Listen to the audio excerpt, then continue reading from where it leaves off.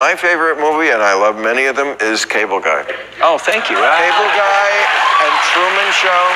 And I feel like they should be on a film festival together. There's something about them that is very prescient about the way the world came to be. Absolutely. You think that? We are parentless. Right. We are babysat by the television. We're taught how to think by the television. That's the dangerous thing about what's going on right now. There are generations growing up right now who are learning to lie. That lying is okay. That this kids say fake news. That you're supposed to hate half the country. You know, and if anything, we've got to get back to a place where we realize that a vote is not who you are. You know, and because you voted Republican, you're not stupid, you're not different, you're not worthless. You know, I could break bread with anybody who voted for Trump. We could find some common ground to love each other through. You know? So just stop doing stupid shit. Yeah.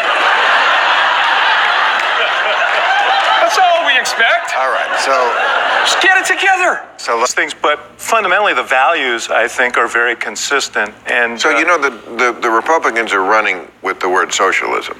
They're trying to say, trying to scare people. Scare people. It's communism. It's Venezuela, Trump says. We're going to be living in Venezuela. I grew up in Canada. Okay, we have socialized medicine, and I'm here to tell you that this bullshit line that you get on all of the political shows from people is that it's a failure. The system is a failure in Canada. It is not a failure in Canada. I never waited for anything in my life. I chose my own doctors. My mother never paid for a prescription. It was fantastic. And I just got back from Vancouver, and I keep hearing this, like, Canadians are so nice. Canadians are so nice. They can be nice because they have health care. Because they have a government that cares about them.